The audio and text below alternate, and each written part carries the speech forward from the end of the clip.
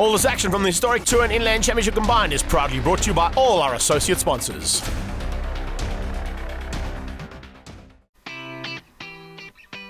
As the sun rises at Zwartkops, the arena of motorsport, we are gearing up for all the action coming from the combined Historic Tour and Inland Championship. And so far this season, great action in all the classes in each of these categories. We're going to kick things off as we get out onto the circuit with the Motul Clubmans. And it's great to see the combination of what was MPC's Silver Cup and the modified production cars. And you can see a big field coming out here. Over 30 cars about to go to battle. Led out by the RS Motorsport Botswana Porsche of Richard Stewart. And he'll be a tough man to beat today. But look at the start coming out of that black machine through the middle. Marius Jacobs getting a magnificent start. I think that might have been too good, to be honest, but we'll wait and see what the COC has to say about that. That's the Nismo-powered machine as he goes into turn number 2. Coming through there, watch out as well for Rian Draper and Ian Ellis. A great start coming out of Dougie Fear as well in the big backdraft Cobra. We're on board here with Richard Berner. Bit further back in the pack, but still in the mix. And sliding through there on Diedrichs. The Mini Cooper just having its nose cut right off. And a little bit sideways in the background. A couple of cars going a little bit sideways and onto the dirty stuff. That's not what you want to be doing here. You've got to make sure you stay on the black stuff here at Zwartkops. Otherwise, it could be costly. Down onto the breakers, or actually up onto the breakers, onto the top of the hill there. And you can see the pressure being applied there. And great stuff from Keegan Pottis all over back of Stewart. Stewart looking for a way to close down on Jacobs. And it's a three-way battle there between the Honda power, Porsche power, and Nissan power at the front. Ellis just behind. He's just keeping out a firm attack. No, in fact, it's not Ellis. Ellis has dropped slightly back there into the clutches of Dierwold Brummer. So Dierwold Brummer now in with a chance of just running that naturally aspirated Polo at the front end of these big cars. Stewart closing in now and could be for the lead. He's not too far off the back, but he's got the attentions of Potter still on his tail. We're going to have to be very careful of that. These two youngsters going at it now, hard on the brakes. Oh, look at that. Around the outside, Keegan Pottis is very late on the brakes. It's a slightly lighter car than that Porsche RSR. And it might just work out for him. He stays side by side as they go through Kenwood. Double right-hander. He'll be on the inside for the left-hander going into mix. He's missed a gear. He just missed a gear coming out there and went out on the wrong drive. That's not what you want, that's for sure. Further back, though, continued battles there. Ronald van Heerden having a bit of one of his own. And, a couple of sideways actions there. Look at that Golf. Completely locked up and sideways, getting to the top of the hill. Didn't quite work out the way he wanted, that is for sure. And I think we may have a little bit of an issue there. But fortunately, stayed out of the way of the big field coming from behind. Ronald van Heerden still maintaining a big gap and fighting hard there with Porkita. Kenny Darrick's joined them as well. A little bit higher up there, you can see Georgie Economides now starting to have a bit of fun and games of his side. And he's got JP Van der Walt right on his tail. He's also got the attentions there of Dirk Lawrence. Dirk Lawrence in the Honda all over that BMW, the Wealth Avenue BMW.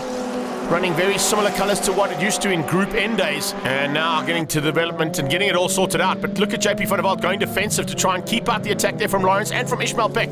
Peck has come along for the ride and joined by the Turbo Tricks Golf of Paul van Niekerk.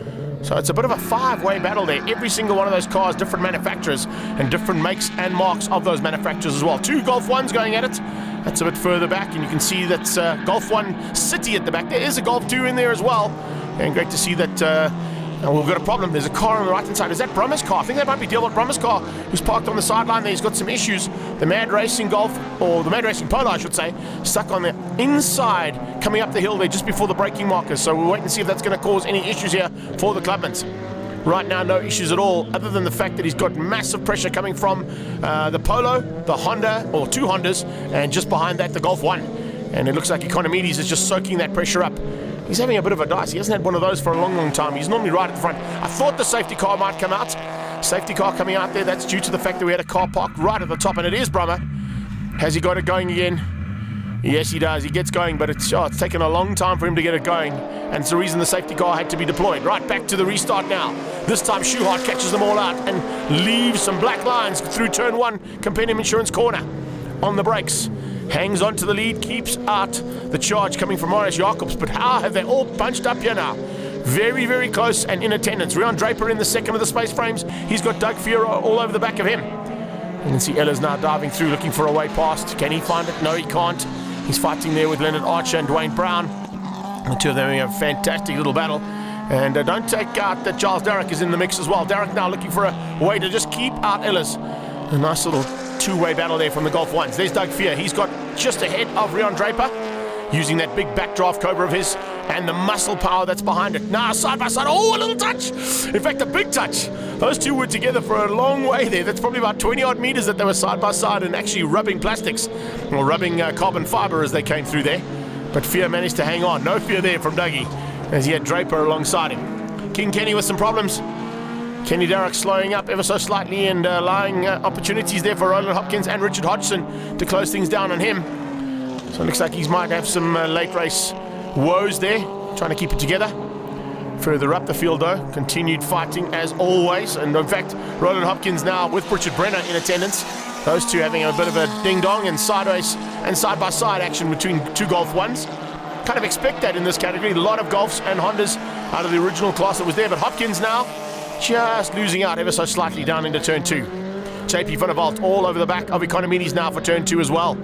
Hard on the brakes. Economides hangs onto the inside line. JP trying to go down on the outside and pushing him to the limit. This is fantastic stuff. That's a slightly older BMW taking on a more modern day version of the Polo. It's about, so close. And now he dives on the inside. Has a look on the inside. This time Economides shuts the door. No, you're going to have to be a lot more wily than that, JP. This is a man who spent lots of time with lots of pressure on his tail. And he's not going to be phased about that one bit, that I can tell you. 52 into the mix as well. That is Batters van Jaarsveld. So Batters van Jaarsveld now joins JP and puts two Polos into the hunt now for possibly a way past the man in front in the BMW. And all of a sudden there, Dirk Lawrence says, I'll come along for the ride too. He tucks in behind and heads down the hill. Checkered flag is about to come out for Richard Schuart.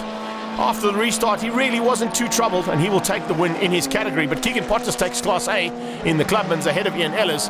Batters van Jaarsveld taking Class B's, and Economides wins out Class C ahead of Dirk Lawrence. It's Dwayne Brown in Class D ahead of Leonard Archer, then Keanu Fenter and David Potgieter. They go 1 and 2 for Class E. Class F was Almira Van Eck beating out his good friend, Rainer van Heerden. And finally, the first cars across the line, of course, were Richard Schuart and Marius Jacobs, and they take the Super Saloon category. Yeah, we did some setup and the car's a lot better than it used to. So me and Pottas having a nice day now, enjoying that. So I had a full day. Yeah, the race was good. The race was tough. The guys were fast. The guys were blocking. It was a good race. I think the second race is going to be a bit better. We're going to push a bit harder, and I think we're going to give something to the Hondas. It was excellent. Had some suspension problems, and then we had some spark problems, but we'll sort it out for race 2. Excellent race. Thanks to all the guys. Straight into race 2 now with Motul Clubmans and down into turn 1. Once again, it's Jacobs off the line, but it's Rion Draper who's side by side with him as they come through there, looking to see where Richard Schuart is. Doesn't look like he's out on track. In fact, I think he got stuck in pit lane, and he's going to have to come right from the back of the field. So keep an eye out for that Botswana Porsche. We're on board with the Turbo Tricks Golf. He's side by side yet again there with Economides, and the Wealth Avenue BMW just squeezes past him. That's naturally aspirated versus the Turbo Golf there, and you can see just how tight it is between those two cars. But that 328i is going like a rocket ship down the back straight. Keegan Pottas with Ellis on his tail. Then you've got JP van der Walt, and you can see slightly different light conditions here today as well. We ran extremely late on the day's racing, and it gave a chance for us to be in completely different conditions to what they were earlier on in the day. Cooler track conditions will also mean cooler track temperatures, which means tire pressures and tire wear are going to be a lot higher in this race. So let's see what Pottas can do now about Draper on his inside as they come through. Mix FM corner down towards G&H Transport. On the brakes, it's Dougie Fears up in a second place. Nice run there from the backdraft Cobra, looking for a chance to possibly be on the podium by the end of the day. Just going to keep an eye out in the background as well for the second of those big red cars. That'll be the RSR Porsche of Schuart. But some great action through turn 1 there. Pottas leading out Draper, Draper leading out Ellis. Behind that is JP van der Walt, who's got Dierwald Brummer. Seems to have got that mad racing car of his all sorted out. And he dives on the inside, and I think he might have got through. No, he's just behind.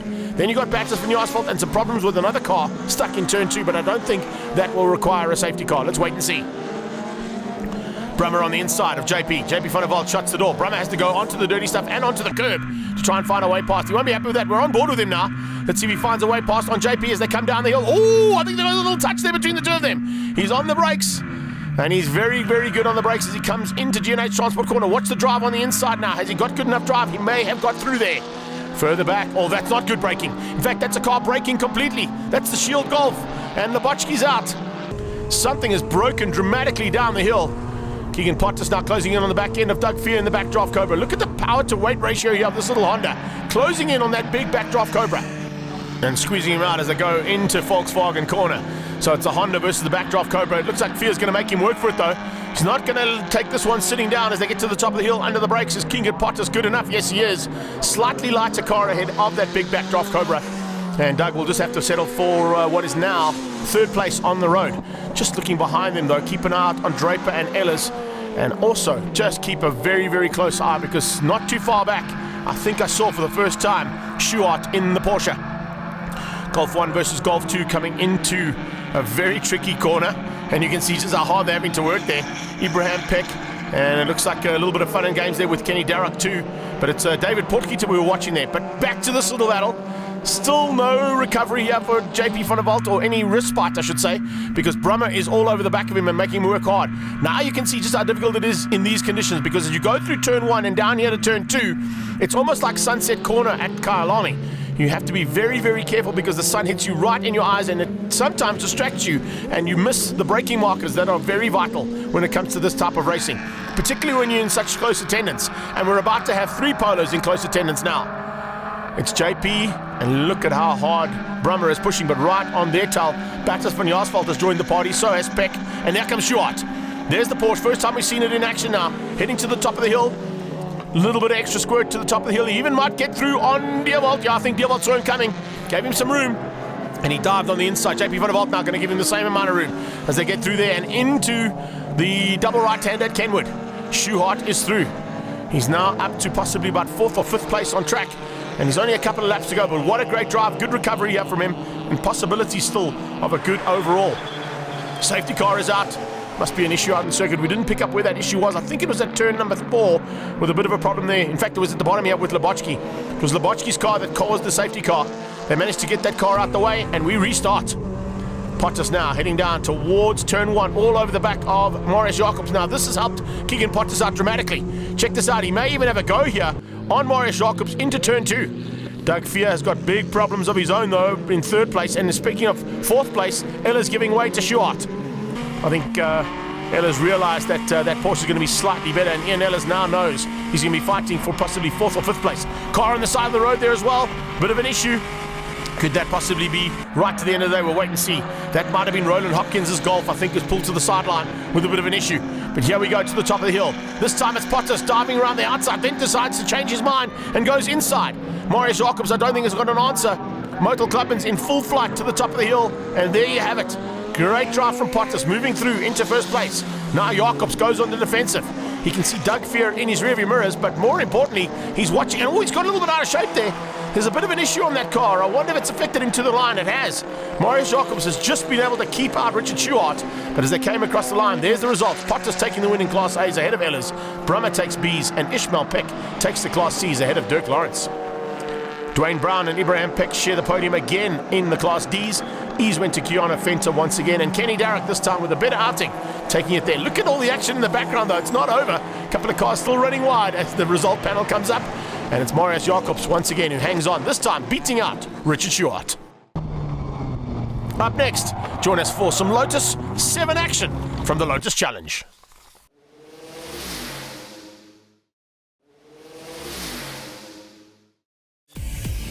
Welcome back to action at Zwartkops from the Historic Tour and Inland Championship combined. We head to the Lotus Register now for Lotus 7 action and our Lotus Challenge contenders ready to go. Jeff Kruger has gone back-to-back with the last 2 seasons to take a victory in the championship. It looks like a little bit of unluckiness there and luck not going the way of his sister. And looks like Robin Krill will not be starting this one with the diff going on her car on the warm-up lap. It's Kruger, though, who leads things out. He didn't quite get the qualifying right, and he had to sit behind a very hard-charging man there, Brad Bedingfield. And Bedingfield eventually got the pole position ahead of Jeff Kruger, but Kruger this time into turn 2 leads things out. As you can see, this looks like a historic tour because there's lots of cement dust out there, which means there's been a bit of oil dropped by a couple of cars. It's not going to affect these guys too badly as we go on board and looking for a way around the outside. One man we are missing from this first heat is Mackie Adlam. He hasn't quite got the car all sorted out. He had a little bit of gearbox issues, and they're now working frantically to get the car ready for race number 2. Race 1 is in full flight though as they head to the top of the hill, and Benningfield is under massive pressure. Looks like Johan Nel, Rudy Barnard and Thomas Falconer all going to be looking for a way through and for a chance to beat out Jeff Kruger. He's not an easy man to beat in the Universal Healthcare car, particularly when he's this quick, and when he gets to the front end of a race this early on, he usually checks out, and it's very difficult to match his pace. Let's see if anybody's going to be able to do that. Benningfield, Johan Nel, Barnard, Falconer and Jeff Gable just in the background there. And Jeff Gable already making his maneuvers through to try and get up to the front end as quickly as he can. But it's fantastic to see Rudy Barnard with a massive improvement in that car. Diving on the inside, looking for a way past. Couldn't quite get on the inside of Sean Hewitt. Hewitt this time shut the door. But Hewitt and Barnard are very evenly matched down into turn number 2 now. The background, Thomas Falconer, his qualifying went all haywire. So he's got a lot of work to do to try and make up the ground that he lost in the qualifying session this morning. Good drive so far from him, and he's already up into that top 5 hunt for second place. It's not for first because Kruger's pulling away. Behind that, Generic Energies and the G-Energy systems of Brad Benningfield fending off the attack. Not going to be easy to fend off this attack, particularly when you've got drivers with the likes of Rudy Barnard, Thomas Falconer and Gable, an ex-champion in this category. And they know exactly what to do here at Zwartkops to make these 7s work. Side by side, coming through there. Gable looking for a way past. Falconer's in there as well, around the outside in the 2 car. 99 is Gable, number 2 is Falconer. Super to see, there you go. Oh, some defensive driving, but unfortunately you can only make one maneuver. Didn't quite work out though. I thought we might have a little bit of an up in the inside there from Nel. He didn't quite go this time. Benningfield hung on and kept him out. And Brad is having to work double time as they go through 1. Gable all over the back of Falconer, who's moved through now. So Falconer going onto the attack, looking for a way through. Can he get onto Barnard's tail? He gets onto Barnard's tail, but he didn't quite get up the inside to get through on him. So Rudy Barnard now going defensive to keep out Thomas Falconer, and also going on the attack to try and find a way through there on Sean Hewitt. This is fantastic stuff. We're on board here with Wes Maxwell a bit further back here in Class L. And of course, Class L right now, he sits down in about 4th place. Oh, he's out of shape. So that's going to drop him completely. Ben Knights, well done, bud. You just missed that by centimeters. So Ben Knights, and it looked like the second of those L's, Jean Toy, I should say, just getting it a little bit out of shape, trying to avoid the spinner. There was another car that spun at the top. I don't think it's going to need a safety car, because both those cars I think have got going again, but we'll soon see as they head to the top of the hill. And oh, what a move. How's that? Muscling his way through there in the Hulk green car is Sean Hewitt, and Falconer's coming along for the ride. Tommy Falconer on the inside of Rudy Barnard. Barnard goes to shut the door though, and goes on the attack of Hewitt at the same time. And it looks like he might have made that one stick. Here comes Falconer though. He has a dive on the inside. Tommy Falconer is all over the back end of Sean Hewitt and Rudy Barnard, and they are both keeping him out. So it looks like Nell's pulling away now. Benningfield pulling away. Nell looking for a way now to hang on for 3rd. The 4th place is where the battle is, and you can see just how tight it is between them. The 4 cars throw that proverbial blanket over the 4 of them, because there's nothing in it between those 4 cars. Any single one of them can have a go. Etienne Stratum now starting to come into the mix just in the background, so we'll keep an eye on him and see what his progress is like. Normally a front-end runner. Jeff Kruger now starting to get in amongst some of the back markers, and of course with those back markers shouldn't be too much of an issue for him. We're getting into the closing stages. Let's see whether or not we're going to see any changes up here in those top 6. Well, there's a problem. That's not where you want to go around on the outside of turn number 1. That could be very dangerous. And as you can see there, Clive Wilmot very lucky to hang on to that one. It usually ends in tears if you get it that out of shape. Now up onto the breakers once again to the top of the hill. A little bit further back, you can see the battle's continuing all the way through this field, and it's so good to see, because not only do we have Class L cars out there, we've got Class C cars out there too. Philip Vermeulen at this stage, hanging on to the lead of Class C. Back to the front, and for second place now, starting to heat things up. It looks like Nell and Benningfield back at each other's throats. They're not going to catch Jeff Kruger. He's disappeared at the front end, taking that Comp Care car of his into a possible victory once again in the Lotus Challenge. He's a very tough man to beat. Oh, Benningfield diving through. That looked a little bit too easy for my liking. I think Nell might have a bit of a problem. He did have a gap over Brad Benningfield, and it looks like he's now lost that gap and lost second place to him as well. With only a couple of laps to go, that's not what you want to happen. That is for sure. This is what you want to happen. You want to go into the back markers and come across the line and take the checkered flag like Jeff Kruger has just done in Class B. Beating out Brad Benningfield and Johan Nel, who hung on for 3rd place. And it was Ruan van der Walt who came through to take Class L honours ahead of Gijs van der Walt. A great drive as well coming out of Philip Vermeulen. He beats out Gary van Jaarsveld for Class C.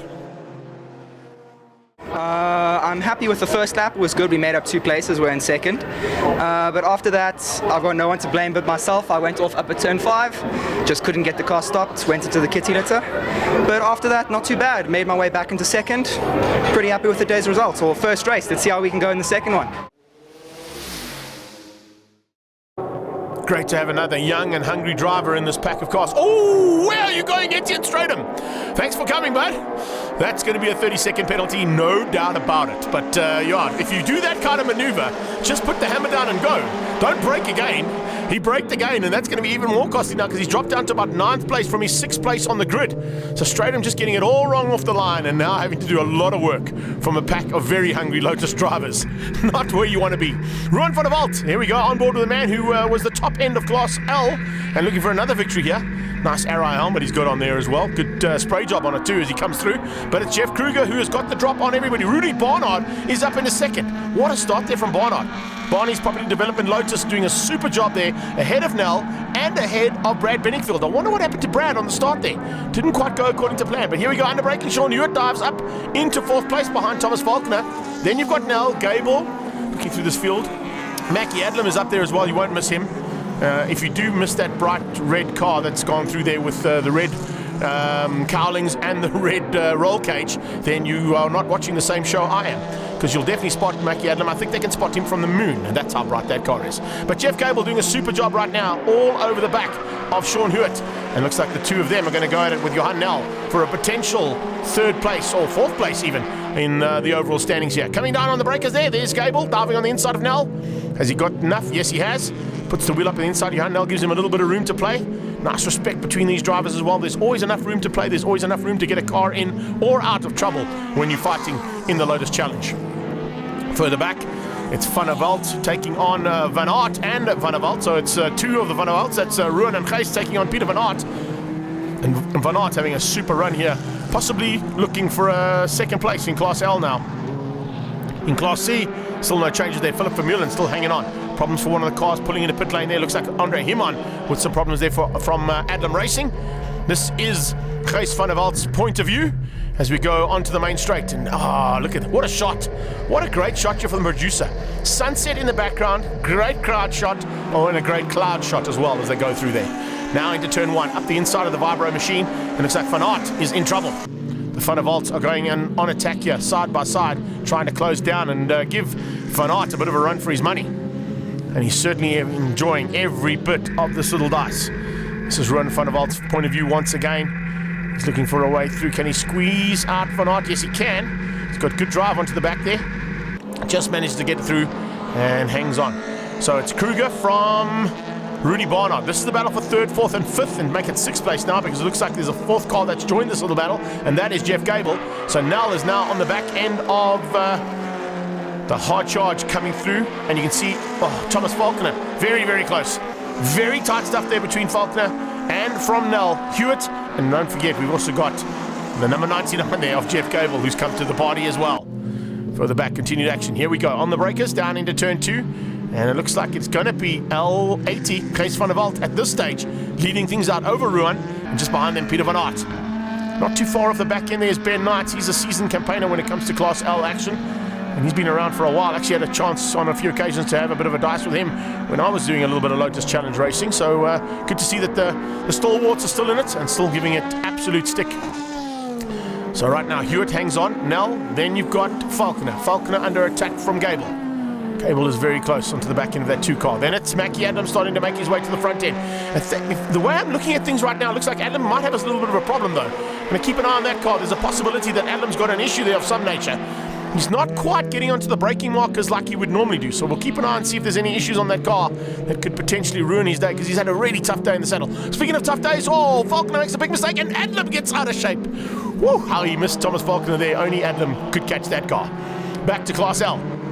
And in fact, the Class L's are all lining up there. Gary van Jaarsveld, who's second in Class C's, is in that pack as well. And then you've got Etienne Stratum, who's trying to recover after making that absolutely dismal start there and getting it all wrong off the start line. Hewitt on the inside line. Late braking, locking up, keeping out Johan Nel. Johan Nel trying to find a way past on Sean Hewitt. Not quite got through just yet, but he's got better drive coming out of turn 2, and he might have the drive around the outside. He's going to have to hang on to that outside line and gets through to turn 3. Sure, that's a big maneuver to make through turn 3 there. And now keep it all together as Hewitt gives him a little tap as they go through there. And a little bit of smoke coming off that tyre as he hit the brake just to avoid the attentions of Hewitt. But Hewitt this time will make it second to turn 5. Here comes Gable along for the ride as well. 3 cars all fighting hard here for a potential 3rd spot on the podium. And it's so close. A bit of body rub on that car of Nell's. Every time he pitches it into a right-hander, you can see he just gets a little bit of body rub that gives a little bit of a smoke off the tyres. Let's see if he does the same thing now, coming down into the left-hander. No, not on the left-handers, only in the right-handers is where you're seeing that body rub come. And you can see just how hard these boys are pushing. Further back, continued action. Still no change-up. Gijs van der Walt leading out over Ruan. Behind them, Van Aert. Van Aert trying to put a wheel in there in the Vibro car just to squeeze through on both of the Van der Walt cars. The Strap King car is doing a super job and maintaining 1st and 2nd in Class L at this stage. 1st place at this stage though for Class B and overall, and I don't think he's going to be better today. And taking the checkered flag for the 2nd time today is Jeff Kruger. Kruger hangs on for the win in Class B's. Who's going to take it here in Class L? And the Van der Walt's are sideways. Oh, Ruan gets it completely wrong. He opens up the door under pressure from Gijs. And Gijs just squeezes through. Van Aert might be able to get through as well. I think Ruan's made a big enough mistake that Peter Van Aert might be able to make him pay for it. They're going to come down to the braking markers here for turn 8, G&H Transport Corner. And it's, Van der Walt goes on the inside. Watch for the dive back though. Watch for the cutback. Yes, there it comes. Oh, to the line. Is it going to be him? Yes, it is. Van Aert gets through. Can you believe that? Beats out Gijs van der Walt by only a couple of thousandths of a second. So there you have it. Ruan van der Walt, Peter Van Aert and Gijs van der Walt, top 3 in Class L. Kruger takes the win again. This time with Rudy Barnard on his tail and Johan Nel. In Class C, Vermeulen shares the podium yet again with Gary van Jaarsveld. Yeah, unbelievably happy. I had a bit of an upset in the first quali and didn't do too well there, but came back and the 2nd race was phenomenal, so really happy. Join us after the break for Under 2 Litres and Little Giants from Zwartkops.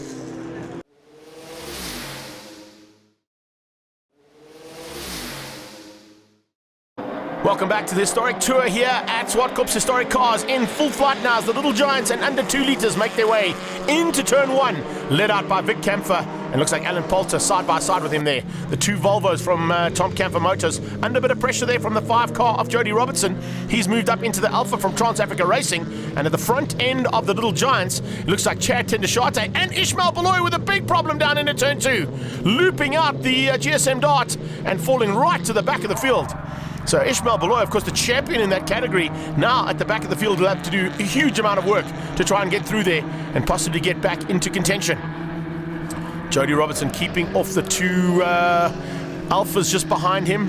The MG coming through there, and in fact the little Austin Healy Sprite there doing a super job. That is not Josh Dovey, it's actually Jake Dovey in that car. Great to see that car recovered after the big crash that him and I had earlier on at Passion for Speed. But here comes some problems. Roger Houston diving on the inside of Gearing. Houston gets through, Gearing goes into 5th place.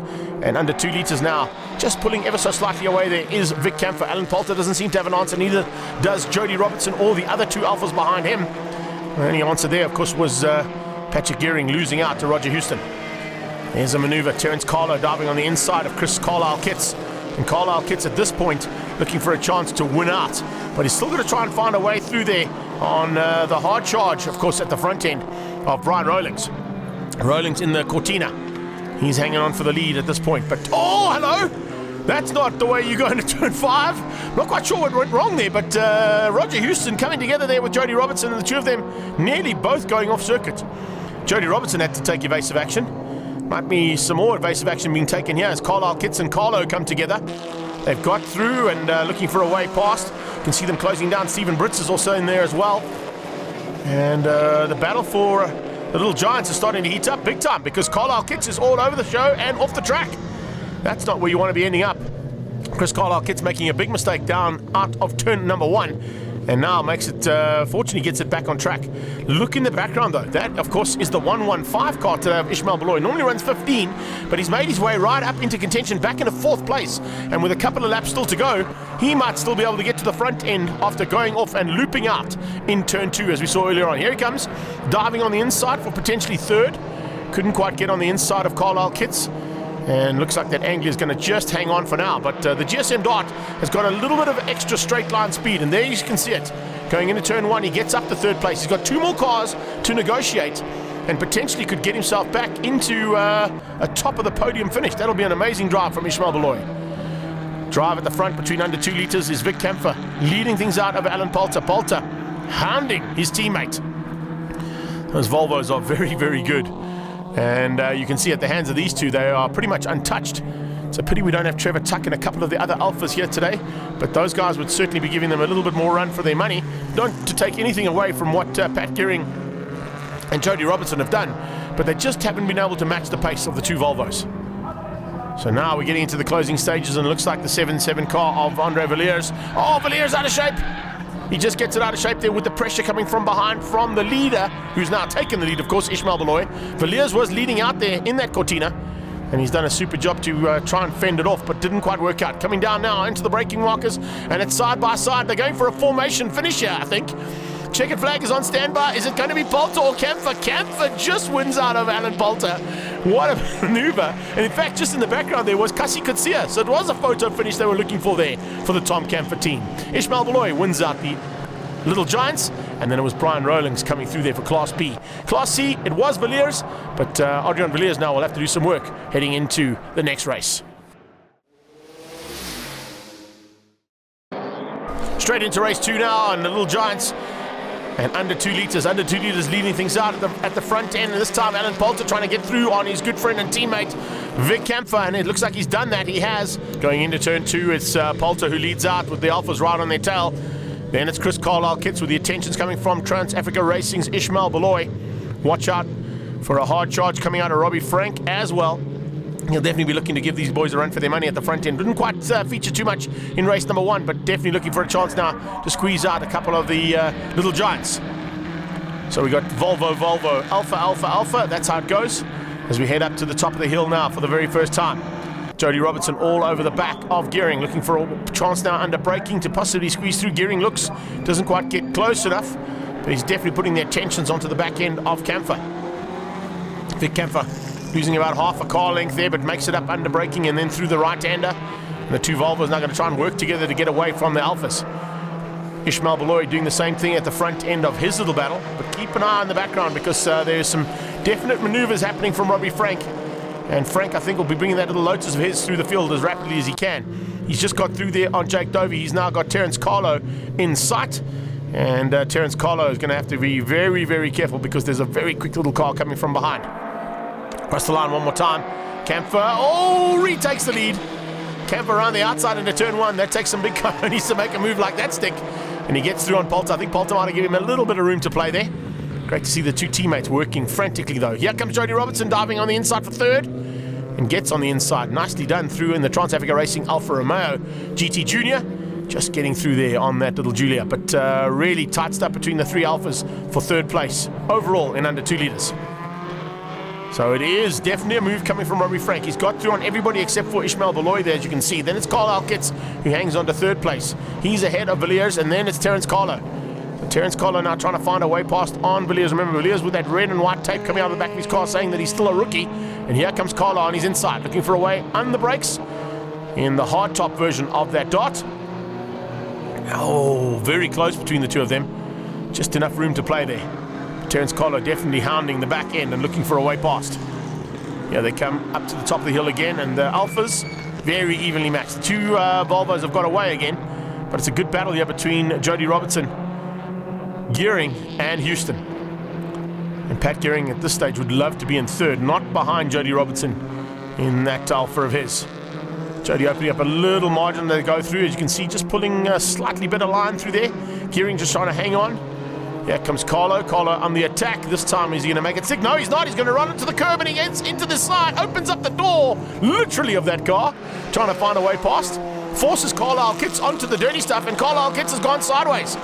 Chris Carlisle-Kitts was caught out by a maneuver that I don't think was going to happen there for Terence Carlo. He tried from a long way back and just got it all wrong. So it looks like two cars have gone and missing there. Terence Carlo is definitely one of them, but I'm not quite sure if Carlisle-Kitts was able to get back on track. I think he may have been able to. Let's have a look and see now as the leaders come back down to turn 2. Poulter ahead of Kempfer. And this time, Kempfer not able to answer and get back at him. So Alan Poulter will try and hang on for the win, and there's a very good possibility he's going to do that. He's going to come through to take the second checkered flag for the under 2 litre class, beating out the hard charge coming at the end there from his teammate Vic Kempfer and Jody Robertson, who closed things down. It's Robbie Frank who took the win in the Lotus, beating out Ishmael Beloy. And Adrian Villiers moves up to Class A after his good effort in the first race. Brian Roylings takes Class B ahead of Kasi Kutsia and Terence Carlo. And Terence Tracy wins out Class C.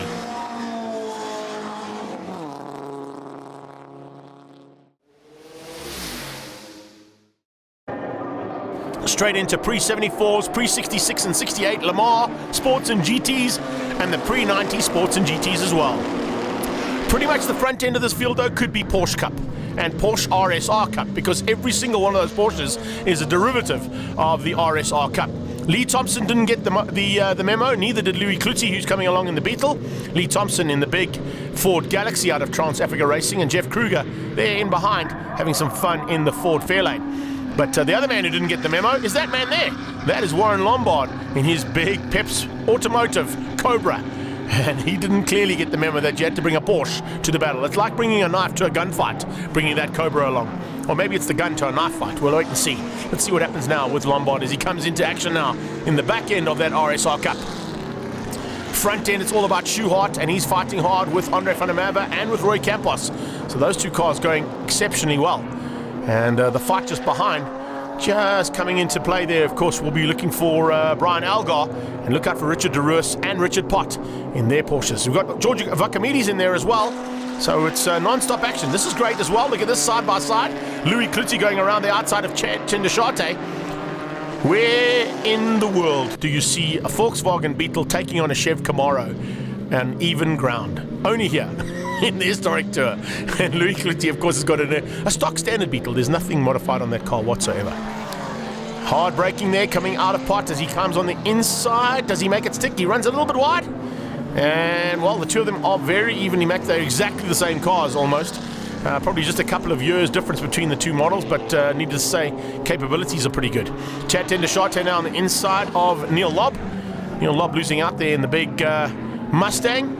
So it's Chevy power versus Ford power there. Just behind is Volkswagen power. And nice to see Clutie not too far off. A little bit of problems though. I think it's Stefan Schneiders who's dropped a bit further back there into the pack. And also a little bit of issues there for Richard de Roos. But Schneiders now fending off the attentions. And it looks like there might have been a little issue between Schneiders and Georgi Vakamides, because there's a bit of damage on the front end there. No issues for Schuhart though as he comes to take the line, other than the fact that he was caught out with the jump start. So he'll take the checkered flag and pretty comfortably ahead of Roy Campos and Andre van der Merwe, but unfortunately with that jump start it drops him completely out of contention, which gives the win to Roy Campos ahead of Andre van der Merwe and Warren Lombard.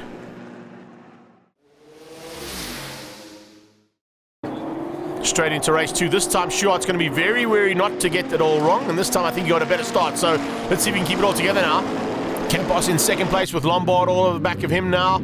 And you can see all the Porsches lining up, trying to find a way past. Better start from de Roos, better start from Lobb as well. Looks like Lee Thompson got that Galaxy all sorted out. It retired in the first one. Hopefully he can keep it all together and stay on track for the second one. Because remember, they are fighting for the Legends of the 9-hour category in there. And there's 3 of them all having a bit of fun and games in there. One of them, of course, is Jeff Kruger, who's diving on the inside of one of the Porsches. That's a slightly different little battle to watch out for there. Kruger in the Legends taking on one of the RSRs, heading to the top of the hill. Pot diving on the inside of de Roos. So chopping and changing in that Porsche Cup. Looks like Lombard has got through there on Campos and Vakamides. So a bit of chopping and changing in the Porsches at the front end. The only one that really hasn't changed any issues, of course, is Schuhart, and he's dropped the hammer because he just wants to disappear. Look at that. That's first lap, and that's the gap he's already got. Vakamides goes on the inside of Lombard into turn number 8 with Campos on their tail. Brian Algar around the outside there. Super run there. Algar, of course, in the Jägermeister colors. They're all orange Porsche. And he's side by side with Richard Pott. Coming on the brakes now down into turn 2. De Roos under pressure now from Jeff Kruger. Kruger's already taken 2 victories yet today. He'll know what to do to get through in these kind of conditions. He goes on the inside of Schneiders. He's bringing along Lee Thompson just behind that in the 177, the big Ford Galaxy. It's like a block of flats you got to drive around this track. Changes again as Lombard loses out, unfortunately, to another one of the Porsches, diving through on him and finding a way up into what is the top 5. Lombard doing a magic job though. Remember, he's driving in the pre-66 and 68 category, so he's not really having to worry too much about these pre-90 Porsches that are all around him. But he is enjoying the attentions that are being given to him, and of course that he's giving to them as well. This is nice. Campos versus Economides. Economides losing out to Campos around the outside of turn 2. There's a problem. Pulling to the sideline. Is that Richard Durus? Or was that Schuart? That might have been Schuart. That's Schuart. Schuart has pulled to the sideline. There's a problem there on Richard's car. The man from Botswana in the closing stages with a big problem. Hopefully he can get it going again. These cars are all heading down towards turn 1, but the checkered flag is going to come out, which means Richard Pott is going to take the win. George Archimedes comes through for second place with Andre van der Merwe behind him.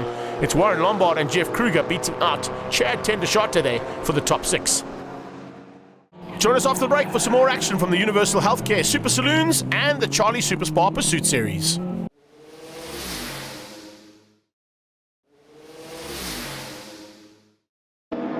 Welcome back to the Arena of Motorsport, and some big arena action making their way down into turn 1 now as the pre-ATE saloon cars, sponsored by Universal Healthcare, head down into turn 1, led out by Sophos Pantassis.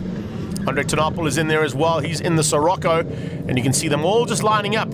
Stuart McClarty in the Mazda 323, all over the back end of Sean Hepburn, Shane McLaughlin. You've got a big push coming from the back end as well from Rob Clark. He's been trying as hard as he can, but of course not having the same kind of pace as the front end of these cars. The 70 machine there is Hubie van Malka, and that is a 280E, and it's a coupe as well as it heads to the top of the hill. It was one of the Colin Keane X cars as well, I think that is. It used to be, if I'm not mistaken, an automatic version, which eventually was converted to manual by Colin Keane from Carcol. But now in the hands of Hubie van Malka, doing a super job to have some fun and games in the mix there with McLaughlin. And of course McClarty on his tail. And they come under braking now, down onto the braking markers on the 150 car there of Rene van Rensburg, all over the back of Pantassis. And Pantassis in the 240Z, taking on a very fast machine in the hands of Rene van Rensburg. Speaking of fast machines, that's a man who's had a big amount of duty to do this year so far. And Johan Barnard having some fun and games at the front end there in his big Capri. Continued action once again between McLaughlin and Hubie van Malka as they head down towards turn 2. Van Malka in the Mercedes-Benz closing on the back end, trying to find a way past. Can't quite make it to stick just yet, but continues to hound the back end of McLaughlin. Problems for Rene van Rensburg, pulling to the sideline at turn 3. That is not what I wanted to see. It's a very capable little Ford Escort, and when it pulls to the sideline, means that something's gone wrong that is completely out of the hands of the driver. Slowly but surely, we're seeing Harm Bean Sr. starting to make his way through and put some pressure onto the front end, and McClarty comes straight back at him. It's a nice little fight, eh? Something you wouldn't see that often. And Jan Jacobs now coming into the mix as well in his Alpha. So Jan Jacobs now putting the pressure on. Oh, that's a big one. That's McLaughlin getting it out of shape. Does he get going again? Yes, he does. Great recovery from Shano. Comes across to catch that car, but after it went off and manages to hang on. Behind that, you got Johan van der Walt. Remember, Peter Ross is there as well. Dennis Brett in the mix. And Harms Bean Sr. doing some fun and games. He's actually just ahead of Rob Clark. So Rob Clark still maintaining a really good pace around here, even though he's in that little Citroen. And we'll see him in action in a couple of minutes' time, of course, in the Super Spa handicap version. That's literally where that car comes into its own. But remember, that's a car that, of course, Cyril van der Merwe won a production car championship. Oh, Barnard out of shape! Oh, just giving him a big up there, saying that he had so much work to do. Maybe that work has not paid off in the end because he's had a big accident right in the closing stages there. And, of course, coming from a great success at the hill climb, that's not where he wanted to end up here today. Pantassis, though, will take the victory in Class D's, beating out Johan Barnard, who eventually was still classified, even though he crashed on the last lap. Andre Tenapel taking Class E's ahead of Shano. And then it's Sean Hepburn beating Van Malka in Class E. Class G, Stuart McClarty and Jan Jacobs. Nice battle between the two of them, and Rob Clark wins out Class H.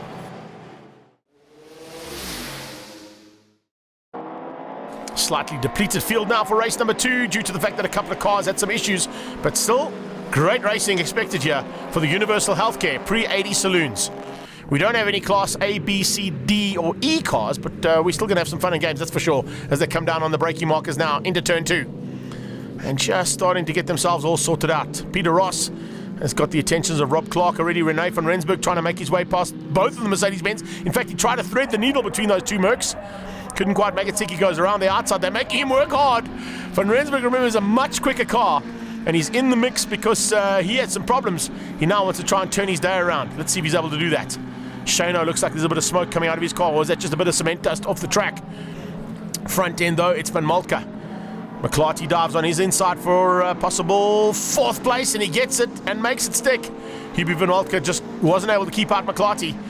The Tarzan Mazda doing a super job to keep out the big Mercedes-Benz and squeezing him out into turn number 5.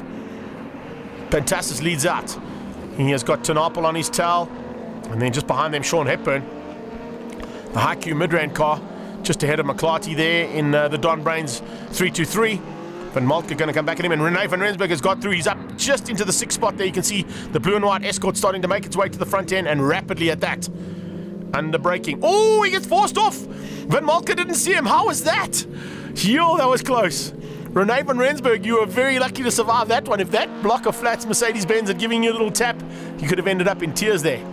I don't think Hubie saw him coming. Hubie van Maltke was caught out there trying to go around the outside of Stewie McClarty and did not see Rene van Rensburg coming through there. I don't think there would have been blue flags waving at that stage because that was all for track position. Now he might see him. Let's see if there's a little retribution here. No, I don't think there would be. There you go. Rene diving on the inside forces Van Maltke a little bit wider into turn 2 than what he'd like to have gone. And he might be able to get the drive. There you go. Shouldn't be too much of an issue now. Yeah, that little Escort's got much better turn of pace than the big and slightly heavier Mercedes-Benz. Speaking of turn of pace, there you can see just how good that turn of pace is from Van Rensburg's car as he dives up into 2nd place and ahead of Andre Tunapel in the Sirocco. So the Volkswagen Sirocco down to 3rd place now. There's only one more car for Van Rensburg to catch. If he gets him, he's going to come from hero to zero, or 0 to hero, I should say, the other way around, because he didn't have a great outing and had to retire in race number 1. He's now all over the back of Fantastis, and I think the Doc could be in trouble here. Doc Fantastis, he goes on the inside. Rene van Rensburg goes on the outside of the Mercedes-Benz, getting around there, and Fani Klopper had nowhere to go. Blue flags waving frantically now, but fortunately both cars got around and got through there on the big Mercedes-Benz. Now down on the breakers, Sofus Fantastis realizes this is a rival. This is no longer a back marker that's all over the back of him that he doesn't have to worry about. This is a man who could potentially steal his victory, and that's exactly what he's looking to do now as they go onto the back straight. On the inside of G&H Transport Corner is where a lot of overtaking maneuvers have happened in the past, and this time it's to perfection. He has got through with only a couple of laps to go, and Rene van Rensburg could potentially be turning his day around completely. This is a fantastic drive. Look at the pace of that little Ford Escort getting away, and there is the gap he was able to pull over Fantastis. So Fantastis will have to settle for 2nd place. He'll still win Class D, but Class E and overalls goes to Rene van Rensburg ahead of Andre Tunapel. And there you can see Fantastis taking the win in Class Ds. It's Sean Hepburn who wins out once again over Van Maltke for Class F honours. Further back in Class G, it's Stewie McClarty and Fani Kloppers who take the honours there, and Rob Clark yet again on the podium for Class H. I'm very happy, but I won, not because I'm good, because the other guys didn't finish. But I'm very happy with my Datsun, as you can see, very reliable, and always on the mark. Straight after this, join us for the Pursuit Racing Challenge.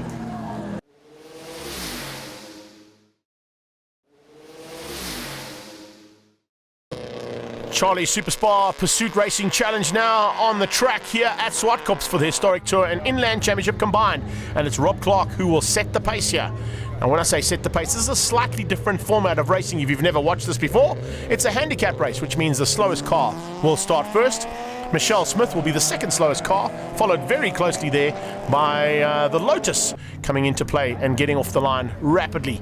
Now as they all get onto track, the idea of this series of course is to bring everybody across the line at the same time by the time the checkered flag drops.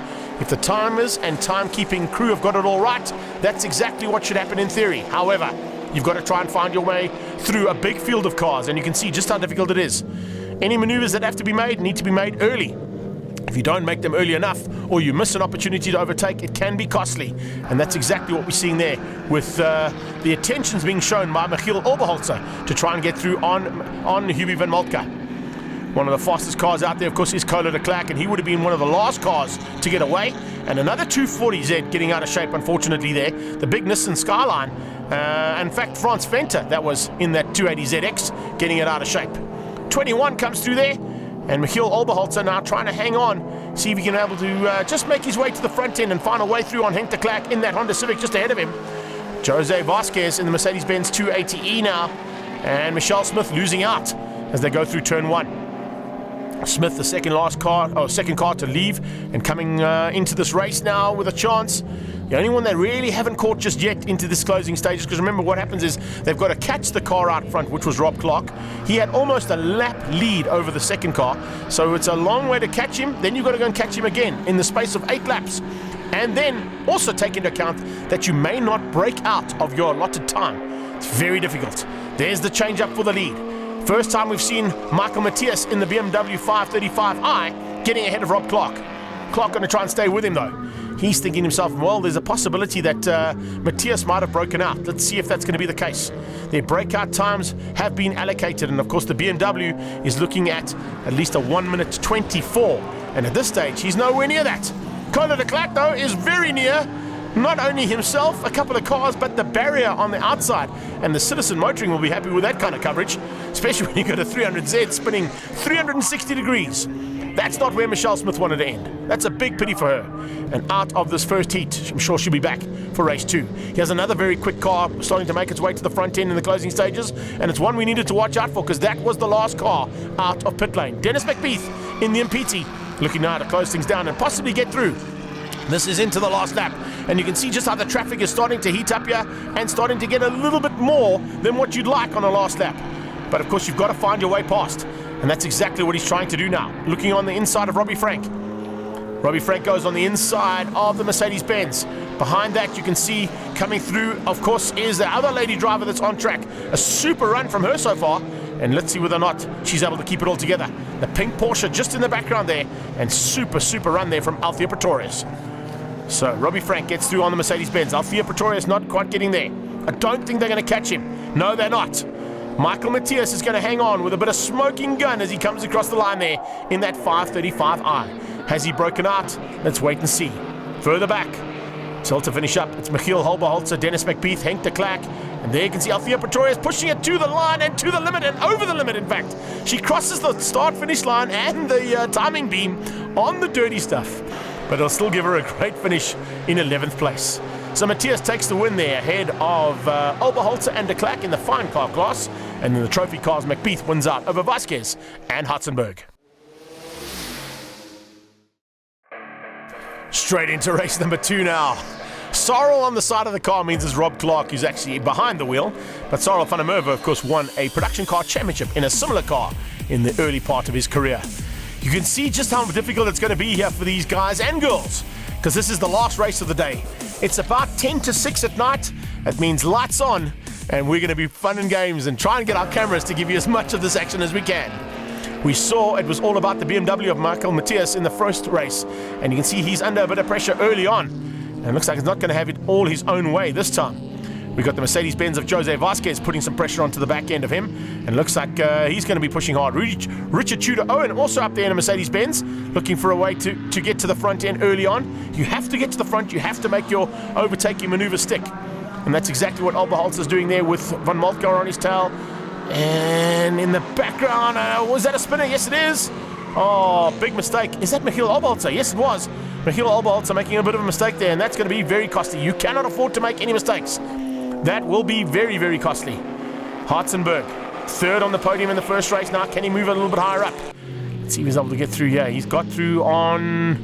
Is that the Jetta, I think, if I'm not mistaken? It might be. No, it's the Alpha. Beg your pardon, it's the Alpha Sprint. Yeah, the Alpha Sprint there.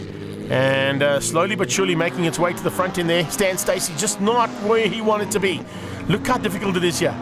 If you can see the cars on your screen, it's only because our cameras are giving you an opportunity to do that, because it is exceptionally dark out there. And that's why all the cars have got lights on. I mentioned earlier on that we'd run so late into the day. Now you can see how late we've actually run. Even the street lights are on in the background. That's not normally the case here.